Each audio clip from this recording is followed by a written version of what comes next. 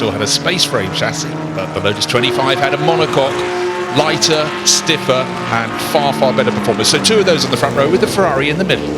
So let's have a look at how they line up on the grid then. And Andy Middlehurst, who's a 7 times winner of this event, effectively, in the Lotus, is on pole position. The Ferrari 1512 is alongside. And then we've got Nick Fennell, who we were speaking to earlier on with Ed Foster. Mark Shaw and Chris Drake are on the second row, a Lotus and a Cooper. Then Philip Behofer in the BRM and John Militevich in the Lotus. And then Richard Wilson in the Cooper Climax. He's 8th on the grid. Martin Stretton, very experienced historic racer, of course, in 9th. Andrew Beaumont in 10th place in his Lotus 24. Further back, we've got a series of Lotuses, some of the older ones. The Lotus 21 of Alex Morton and Dan Collins, then the Brabham of James King 13th, Patrick Jamin, and then Andreas Dortoni. Then we've got Stefan Jöbstel, John Clark, and Jaap Biljevin. He's having his first outing in this Lotus Climax 18. And then Frank Tuia and Charles McCabe in 20th place. So that's how the top 20 look on the grid. As we go further down the grid, these guys are going to be struggling a little bit more to play the game, but who knows, we may have some cars that are coming through. A few more of the Lotus 18s. They were an earlier model of the Lotus. They certainly were, and of course Colin Chapman, the designer, owner of Lotus at that point, he was constantly tinkering changes, trying to find ways to just eke out a bit more performance, and famously everything to him should be as light as possible. Weight was not your friend. It did lead to the cars being somewhat fragile, and of course Graham Hill's first 2 seasons were peppered with retirements, but by the start of the 1961 World Championship he'd got it very right indeed. Yes, he had, and it was the BRM that took the title in 62. It was Ferrari that took the title in 61. Actually, the one Ferrari that we have out here, Bruce, was a car that came along a little bit later in 1965, and it didn't actually win any Grand Prix. Not just this particular car, but I mean they only built 3 of them, the 1512. It didn't actually win any Grand Prix. No, it didn't, but it won the prize for making the best noise, and the clue's in the name when Ferrari stuck to the size of the engine and the number of cylinders. 15, that's the 1500cc, and 12 for the 12 cylinders, and the 12 is the important number there because it does make an exquisite sound. Will it last all race? It hasn't always managed to do so, Lawrence Oriana's car, but Joe Colasacco drives it very well, and if anybody is going to keep Andy Middlehurst honest, Nick Fennell will have a crack in the other Lotus 25 from the outside the front row. It's going to be a fantastic scrap, but Andy Middlehurst is so on top of that Lotus 25. And he is such a top driver, Andy Middlehurst, as well, with so much experience in different forms of motorsport over the years. So yeah, he is looking for the victory, and it certainly went well enough for him in qualifying yesterday. He raced Formula Ford back in the early 1980s. He went into rallying, then saloon car racing, and taking titles in the Monroe and Firestone Championships. Production saloons was very much his thing in the 1990s. He went into British touring cars as well, and then dominated in Nissans in the 1990s. So, but the Glover Trophy here has been his very successful event in that Lotus. So we'll see whether he's going to convert the pole position into yet another win, and we'll be looking for battles further behind. There's no doubt about it, from Lotus and Cooper. The first, we've got a Ferrari on the front row, then a couple more Lotuses. Chris Drake then in the Cooper Ford. He lines up 5th on the grid. This was a car that raced back in 1964 at Alton Park, and Chris has had this car since 2018, so there's a chance for Chris to get a good result here today. And also one thing that's very important in that period, it wasn't just works teams, there were lots of privateer teams, and just taking Chris Drake's example, Bob Gerrard's team, Gerrard Racing, ran the car for John Rhodes and John Taylor, but that's clearly work livery. Green with the yellow for Team Lotus, the team from up in Norfolk, Colin Chapman's team, and number 25 is Andy Middlehurst on pole position, and the sister car, number 29, the outside of the front row, Nick Fennell, without the yellow stripe. And let's see how close they are on the track, but will that Ferrari get in among them? I hope so. And there's the Bob Gerrard Racing crew, 91, and that's Chris Drake, last minute shake of the hand. Yeah, that's lovely to see. 2-1-1 just behind him, you can see that's John Militevich in the Lotus BRM. So sometimes the Lotus, when it was a Team Parnell car, Reg Parnell's team, they would actually put a BRM engine rather than Coventry Climax 1500cc. And I was talking to John early, he said it lacks a bit of torque compared to the Coventry Climax. You've got to keep it revving high to be able to get the speed out of it. I mean, that was always the case with these cars because, of course, what horsepower they have is very limited. In 1966, they said, you know what, 1500cc is not enough. Let's go to 3 litres. And before 1.5, it was 2.5 litres, so it was changing the whole time. But that first season, 1961, it was all about Ferrari. They had an engine that was more than suitable for the preparation of that championship. Yes, they'd already done well in Formula 2, and basically they converted their Formula 2 engine into a Formula 1 engine. It was perfect timing for them, and that's how Phil Hill went on to win the title, dominate the championship in a way that year. So we're about to see the cars go away on the formation lap. You're looking onto the left of the screen, the green and yellow. That's the pole position man of Andy Middlehurst. In the middle, you've got Joe Colasacco in the Ferrari, and on the outside, car number 29 on the right as we look at it, that's Nick Fennell in another ex-Jim Clark car. They're both actually cars that were raced by Jim Clark on the inside and the outside in the early 1960s, and we'll see how they get on when we get to the start of this race. Coming right up, team BRP cars, UDT, Laystall, Yeoman Credit Racing Team, all these privateer teams having a crack at the works, Lotuses and Ferraris. They were the standard bearers. Let's see if they can do so today. Yes, and in the style of grid as well, with the 3-2-3, so it's the formation lap is underway, and the starts will be very, very important, running down towards the Madgwick corner. It's a decent run down towards that first corner, and the key thing about it, unusually for many circuits nowadays, when you get down into the first corner, it's not a big heavy brake and changing down through the gears. You actually carry a lot of speed through this first section. Some great viewing points up on the outside. I do hope everybody up there is enjoying the view right now as the sun is shining down on the cars. Lovely to see everybody there down on the exit of Madgwick corner, a crucial part of the track because it is a key overtaking area. It really is, and Madgwick is effectively two corners. There are two apexes there, and if you are on the outside of the track, the grandstand side for the start of the race, you're more than likely going to be on the outside when you get to Madgwick, and if anyone inside comes a little bit wide, you've got to come off the power, and then you'll lose momentum all the way down the long straight to Ford Water.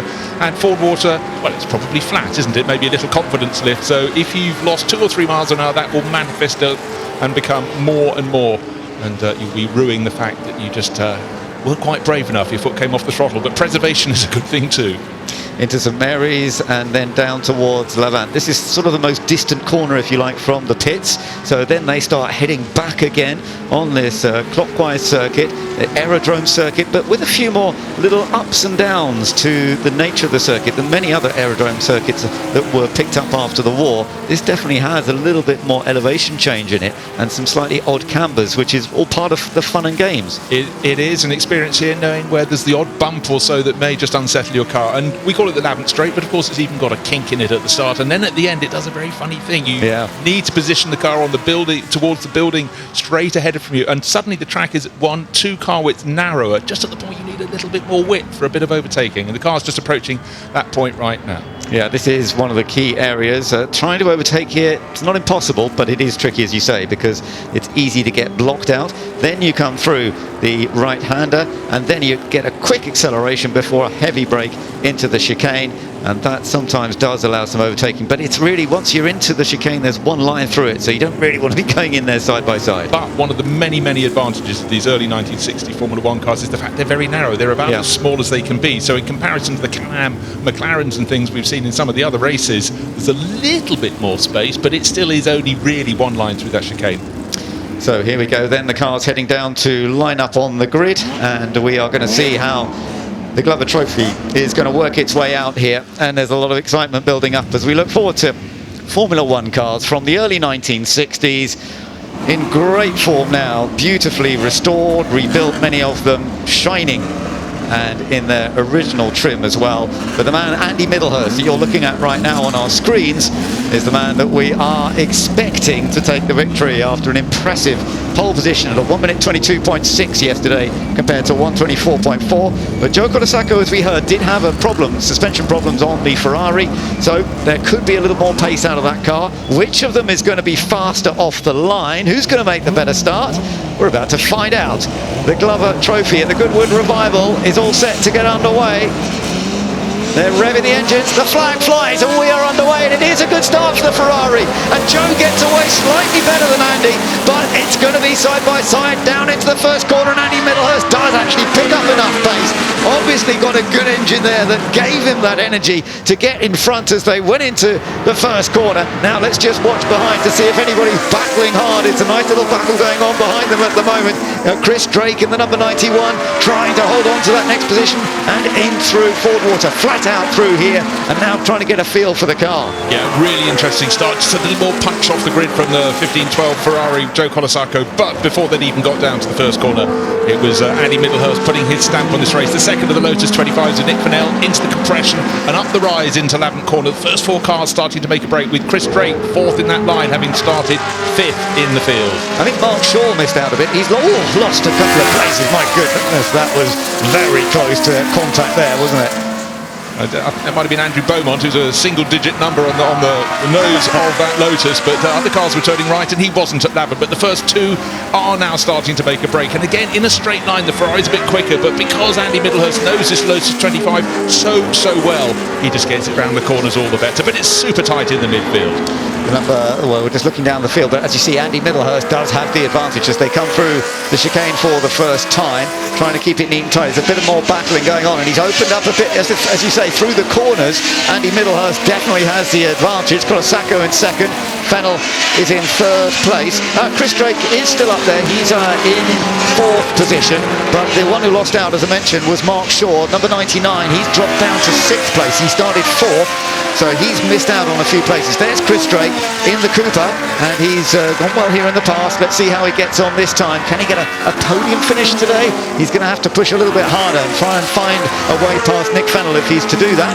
Right, how long is this race, Ben? It's 25 minutes. A little bit of time. What we often see in Glover Trophy races, it's about being able to keep your tyres sweet all the way through. I mean, it's standard, it's motor racing, but certainly you need experience. And who did we lose there? Was that Philip Buhofer? No, it was Philip Buhofer with the green helmet. That's car number 3, but that was a good save, because we know a lot of people go for a little spot of farming on the exit of St Mary's. Yeah, that was unfortunate for Philip, the Swiss driver. That's an ex-Graham Hill car, funnily enough, that he drove in 1964 and 1965, but Graham didn't probably take that same line, thankfully, but he's got back on the track and he's still going. So there you are, looking at Chris Drake. Chris is still running in fourth place, but there is our race leader, Andy Middlehurst. As we kind of expected, he's got away well. He's being chased by the Ferrari of Joe Colasacco, but it's not quite working out.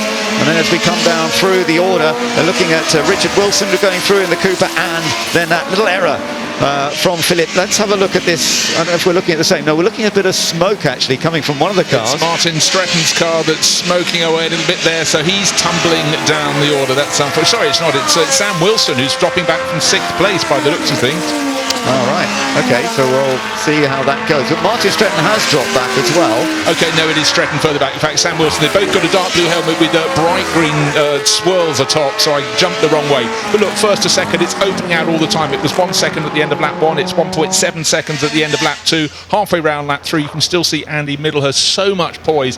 And just to reiterate, that Lotus 25, the first car in Formula 1 with a monocoque, lighter, stiffer, and we all know a brilliantly stiff chassis really helps transfer the performance of the car through the tyres down onto the track. There is Martin Stretton with the smoke coming from the back of the car, and that is looking a little bit unfortunate.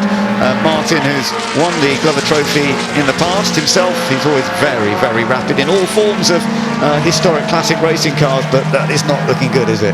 Yeah, he's chasing around after Patrick Jamin in the Wilmette Racing, the famous red livery with the white stripes. So a French driver enjoying a British car on British soil. But yeah, anyone behind Martin will be finding life a little more slippery than they'd like it to be.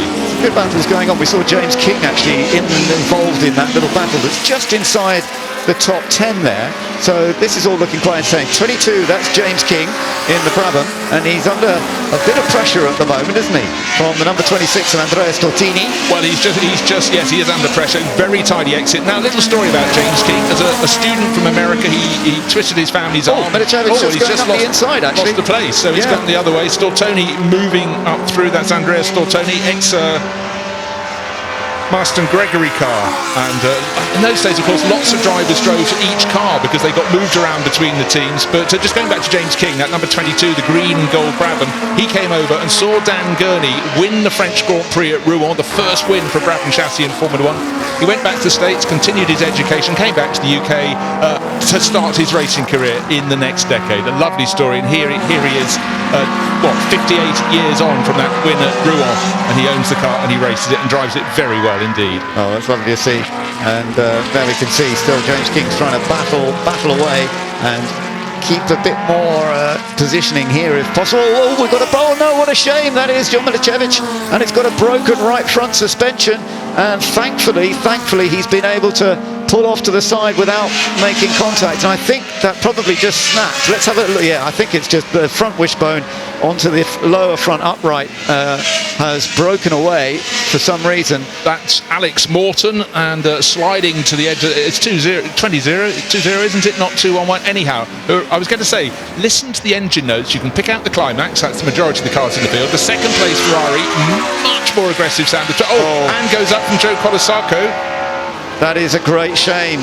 It looks as though the Ferrari is not going to be running much longer. And you did say to me earlier, Bruce, that you've seen this a few times. The Ferrari running well up front here at Goodwood doesn't always last the race distance. I wish I hadn't said that now, but anyhow, there. Look, that's true. You gave my secret away. But the thing about these cars, they're very quick, they're very small. I mean, the cigar tube shape, it stands the test of time, still looks brilliant on the front cover of the box of Waddington's Formula One game.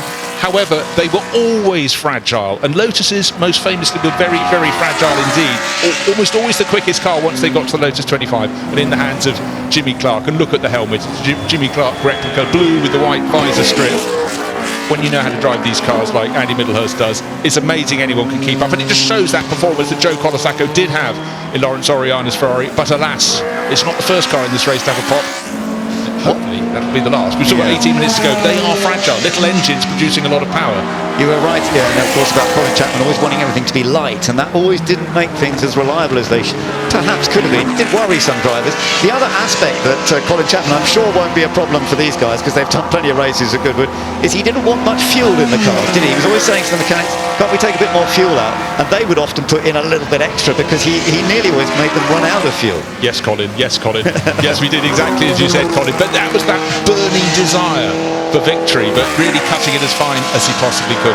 Now, some of the earlier cars, you could really see how from 61 to 65 they just moved on so quickly. From a distance, they don't look enormously different, but look at that dark red Lotus 18 in the background. Unfortunately, that was very slow away from the grid. That's got an Alfa Romeo engine. It was one that raced in South Africa. They couldn't always afford to have the Climax engines, and for some reason, the Alfa Romeo was very popular there. But in terms of horsepower, I'm afraid Brad Hoyt is still looking for it.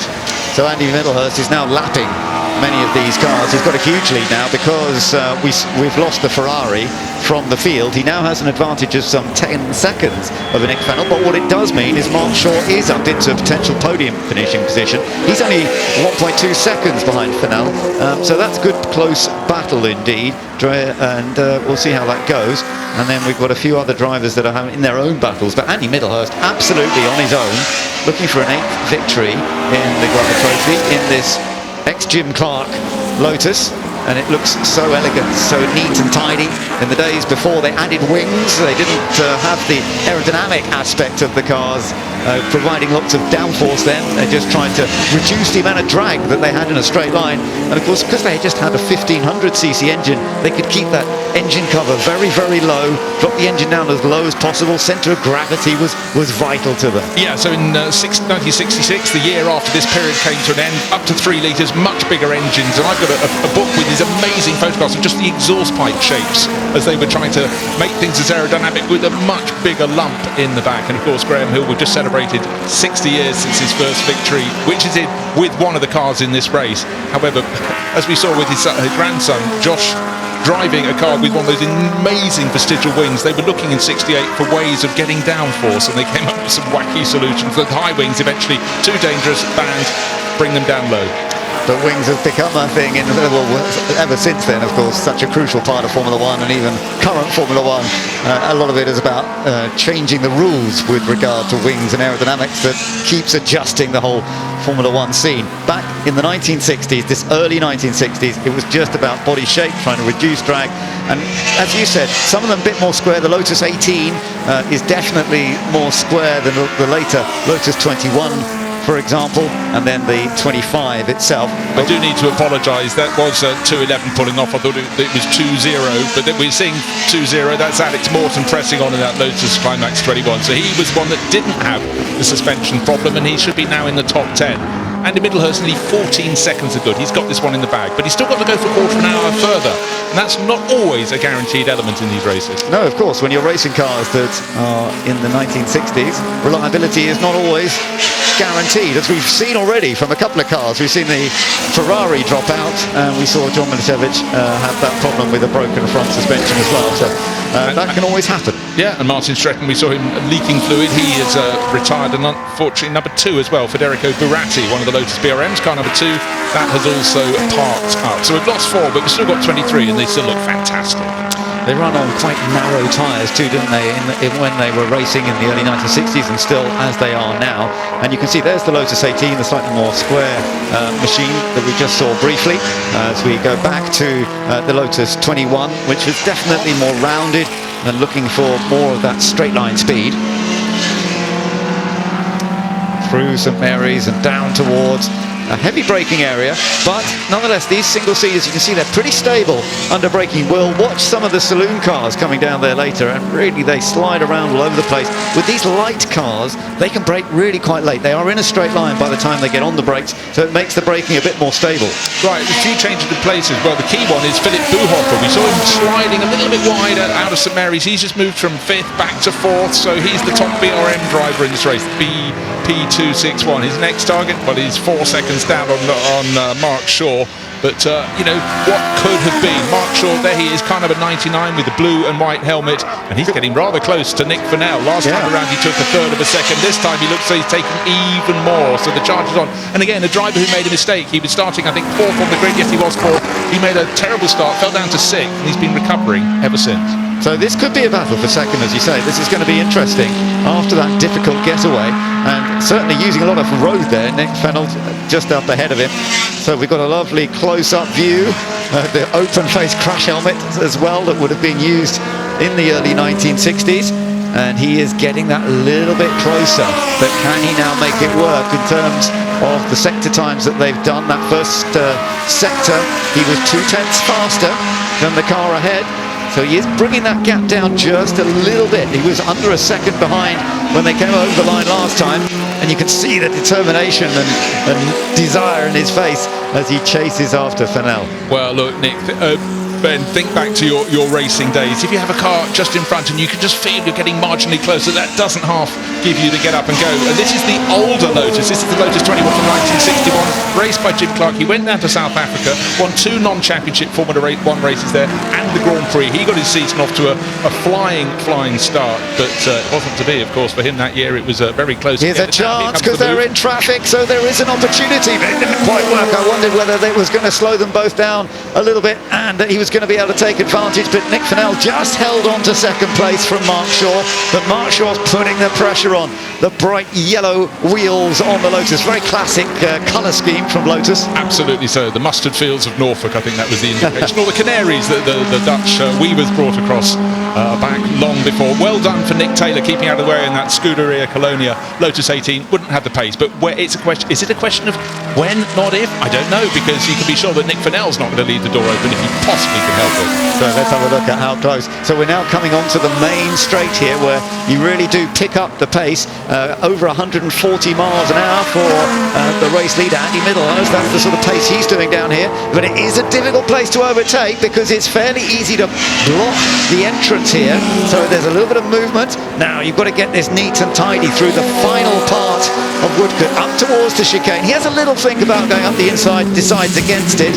Now it's about corner exit. It really is, and if you can make the driver in front make a little mistake, go a little too deep into the chicane, then they're not going to get a good clean exit. Now I bet that was a misgear. That was a misgear, yeah. But for Nick Fennell, clearly, and we were talking about good exit speed, but that example of physics wasn't exactly how we expected it to be. Will Nick Fennell be able to carry on and get to the podium, or will Buhoffer? Slowing down a lot. That isn't just a missed gear. When we say a missed gear, what we're saying is that when he went from one gear to another, sometimes you don't get into the gear and you have to go again. That's what it looked like, but no, it's more than that. There's a definite mechanical problem going on. There really is, and we talked about Philip Buhoffer rising from 5th to 4th, and as Nick Fennell trickles his way back in, he's not come the whole way round. Philip Buhoffer's now in third, and he's lapping faster than Mark Shaw. So the driver who had a little error could yet, well, he's going to be on the podium, could yet be in second place. I tell you what, Nick Fennell told us there how experienced he is of Goodwood, because he's done a brilliant job of knowing exactly where to park that car. That there will be they don't need to bring out a yellow flag, they don't need to bring out a safety car. He's put it in a completely safe place. I'm sure it's happened to him before here at Goodwood, and I hope it doesn't happen too often in the future for him. No, very, very wise indeed. And also these cars are amazingly valuable, and the last thing you want to do is leave it sort of in the field of fire. Yeah, no, but he did a great job. He's moved it over, he's stopped it early to prevent more damage. But I'll tell you what, Shaw's really still pushing on hard. Great shot, as you can see, as the concentration, the focus, and I think that was, you don't always get to see that in modern motor racing. No, and but it is so important. And also you can still see more of the shoulders, you can get the driver's movement, not as much as the 1950s Grand Prix car, but there is still some absolute key. But again, with open face helmets that those who still choose to wear. Great little battle we're looking up here, rather further down the field, just out of the top 10. In 12th place, it's car number 56, that's John Clark, a Yeoman Credit racer, the Cooper. Yeah, Dan Collins has just gone past him, hasn't he, in the number 21 car, so they're having a good little battle there. That is for 12th position. But it's Cooper against Lotus. It's exactly as it was in the day. But at this point, Lotus, after those two World Championships in 59 and 60 with the previous type of Formula 1 with the bigger engines, 2.5 litre, then when it went to the smaller class from 61 onwards, Lotus just moved ahead of Cooper. Yes, that's right. Cooper's time with the mid-engined car was the late 50s, as you say, with the slightly bigger engine. It didn't work for them quite so effectively when they brought in the 1500cc category. He's just lost out a little bit on that last lap, so easing off. And this is a good bit of pace now coming up from Dan Collins in another of the Lotus 21s. So this was a car driven by Sterling Moss, Innes Ireland, and Jim Clark at various times in their careers. So it has tremendous history as well, and it's now up into 12th, no, a little bit higher, into 11th position. So up front, our race leader, Andy Middlehurst, has a lead now of some 20 seconds. There he is. So he's lapping this little group now of cars that are in 11th and 12th position. Right, the battle we really wanted to see, because Philip Buhoffer in third is faster than Mark Shaw, but we've got, 7.5 minutes remaining on the clock, so taking a second a lap is not quite going to be enough. But hold on, let's think about it. We've got 7.5 minutes to go. We're lapping in 1 minute 25, so it could have as many as 5 more laps. So in fact, it is enough to get on the tail of Mark Shaw and take a tilt for a possible second place. But no one surely can do anything about the driver of car 25, the supreme Andy Middlehurst in the supreme car in this field, the Lotus 25. Yeah, I mean, it was the most competitive car when it was racing in Formula 1, with Jim Clark absolutely dominating to take the title with it. That monocoque chassis, which worked so well, and which then everybody started to copy in the world of Formula 1, building monocoque chassis, because that stiffness and lightness of the chassis delivered so much performance. Jim Clark adored it, looked after the car so well. He was one of the great drivers who could actually nurture a car to the checkered flag in a day, which, as we've seen today, cars often break down from this era. They would then as well. And he was one of those drivers who just looked after it the whole way. He had the incredible pace, but he also had awareness. Yeah, and one of the drivers who, even in the 50s, the cars were bigger, more solid state. But even then, I remember interviewing long ago the great loss this year, Tony Brooks. What a master craftsman. But he said, yeah, he was a fast driver, but I finished races. But also, that wasn't to say that Tony wasn't fast, but he really was aware that you don't break these. No. Don't break themselves, given half a chance. That's right. Well, there was a little thank you wave there, I think, from Mark Shaw, as he was putting a lap on the number 55 car of Jaap Viljoen, who's having his first outing in that car this weekend, so I hope he's enjoying himself.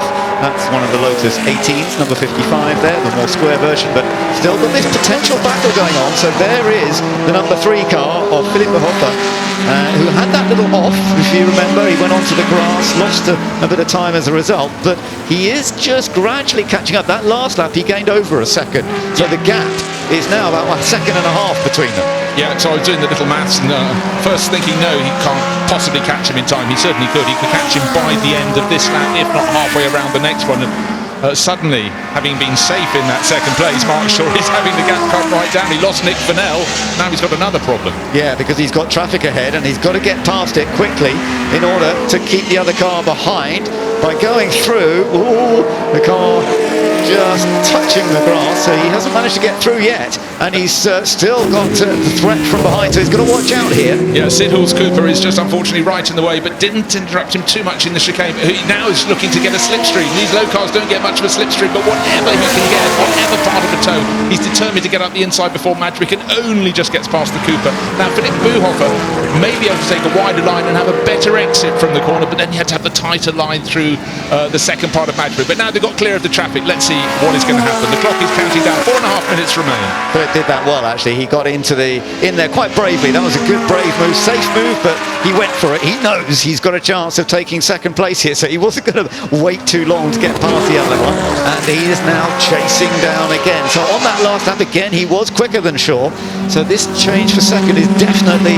on the cards. Philippe Buhofer trying to get that little bit closer, but Shaw is keeping his focus at the moment, as we can see from that open helmet. We don't have an open helmet for Philip, so we can't quite see the expression on his face, but the car is working very, very well. This is the BRM, so it's an the ex-Graham Hill car. Is it going to be able to get into second place? Actually, just when there was there was no traffic in front of them, suddenly Philippe Buhofer in the number 3 BRM lost a little bit of the margin. He got it down to half a second. I don't know if there was a poor gear change or whatever it was out through Madrick. Look, he's lost a fair bit of ground. Interesting. He did all the catching. Maybe he pushed too hard too soon. Yeah, they've definitely lost a little bit of time.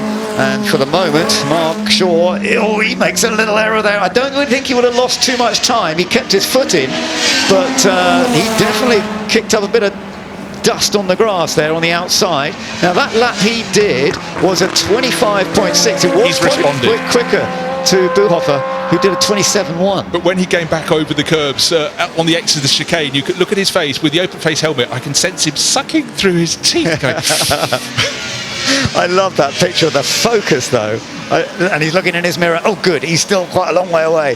He has to move his head over to get a good view out of the mirror. Right, 2 seconds. He gained 1.5 seconds in his fight back to retain that second position. So Mark Shaw pushing on. Meanwhile, 21 seconds up the road in the lead. Andy Middlehurst putting on another masterclass. Who else is making the moves? Chris Drake still hanging on to 4th place, and Sam Wilson's risen to 5th, and the person who's Andrea Stortoni was the one who's lost out in recent laps. He's fallen back to 8th place overall. So Andrew Beaumont is now the last driver in the top 6, which would have been the last one scoring points back then. Yes, it's top 6 then and scored points, not the top 10 as it is, and the current regulation. So there's our race leader with just over 2 minutes to go. Andy Middlehurst is lapping these cars very, very effectively, driving beautifully, isn't he? And the car just looks so elegant on track, even though in some ways you think the ride height is quite high. That's just the way the cars were designed, and of course they used to run on quite bumpy surfaces a lot of the time. And it was the last period in Formula 1 in which narrow tyres were there, because then suddenly the slicks arrived, they got wider and wider, and obviously they had to have wider tyres with all the extra aerodynamics they were finding through the late 60s.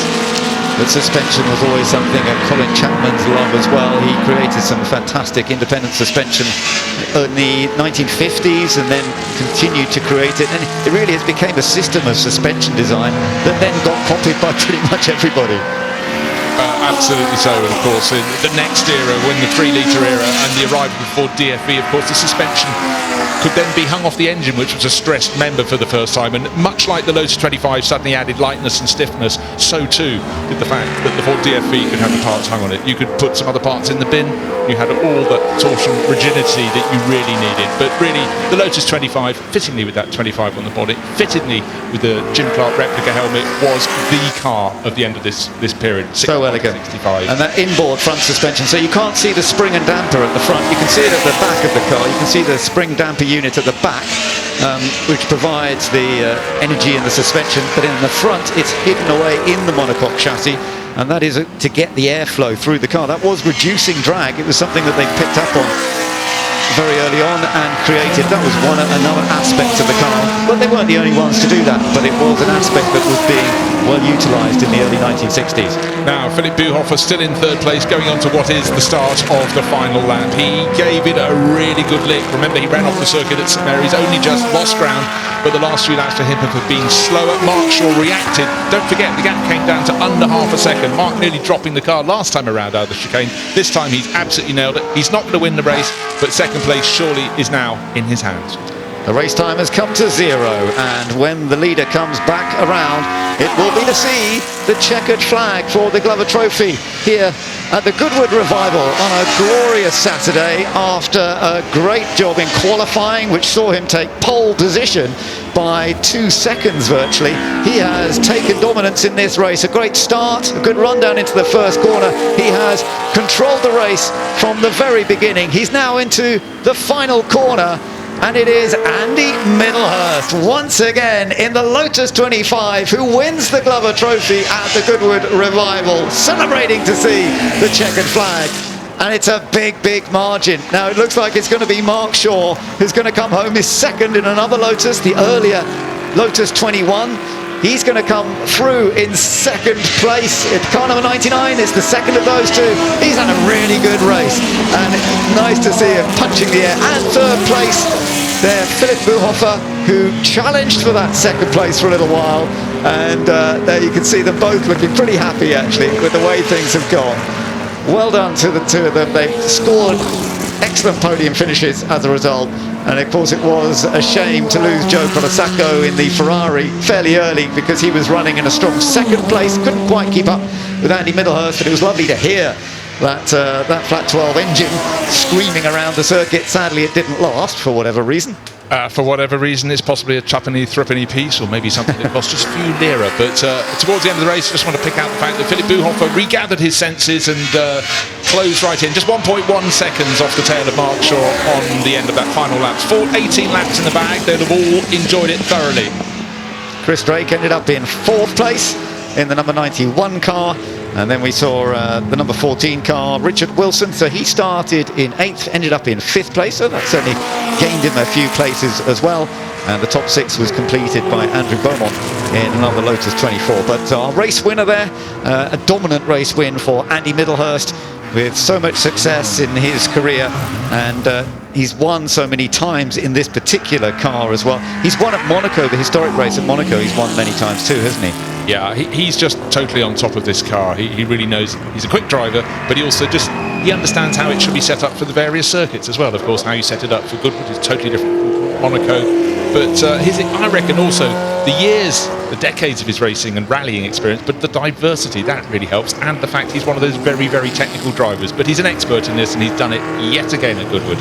But it still means a lot to him to win a race like this at Goodwood in a Formula One car from the 1960s, when it was a period of such great success for British drivers and for British teams. Yes, Phil Hill won the championship as an American driver in 1961. But then it was the Brits who were dominating in 62 with Graham Hill. That's what we're celebrating this weekend, the 60 years. 63, it was Jim Clark. 64, John Surtees, when he was driving for Ferrari. But it was still a British driver who took the victory. And then in 65, Jim Clark took another title. So for different British drivers, we saw a lot of World Championship titles in this 1.5 litre period. It really was a time of rich picking. It was a time Formula One had a sudden boost in its development, but then it settled down. Then the cars became larger and larger. If you put one of these cars next to a contemporary Formula One car, put it on the far side, you wouldn't see it. No, I know. When you stand alongside a modern Formula One car, I'm always a bit blown by how big it is. They are huge, and yet they still go racing hard and wheel to wheel. So look at this. Congratulations to our top 3 finishers, and it's lovely to see some shots. And we've got a chance to catch up with them with Ed Foster. Right, what a race that was. Philipp Bühofer, we're going to need to get you get your helmet off. What a fantastic race it was. A little 1.5 litre slipstreamer of a race, which was great. Just give you a second to get everything off, the hands, the helmet, the mask. Philipp, there was a moment there when I thought you were going to have Mark for second. Well, I was too many times in the grass. I gave him too much chances and too many mistakes, but in the end I'm very happy. The car is great. I can improve, but for me, I'm totally happy to be here on the third place. Wonderful, congratulations. Right, let's find Mark. Where is he? He's over here. Follow me, Ed. Mind the tyres and exhausts. Mark, blimey, the hunter became the hunted then. It was a quite busy race for you. Yeah, it was. Didn't quite the start I wanted, but I probably ended up better than I was expecting, so yeah, pretty good. And you managed to hold off Philip in the final laps. Yeah, I must admit I didn't realise it was Philip, but I saw that orange nose cone getting closer. I thought I was kind of, no man's land, but then I had to speed it up a little bit. But a great race for us, yeah. Well done, Mark. Right, let's see if we can catch Andy here. Andy, an 8-time winner of the Glover Trophy. That must sound good. Yeah, I must admit that this time I thought I was going to get a bit of stick from Colasacco, but I got a good start and got away, and I just drove flat out. I did see the pit board, but I just decided that was it. I'll just flat out for as many laps as there was. When you're flat out in this, there's not many people who can compete. Well done. Thank you.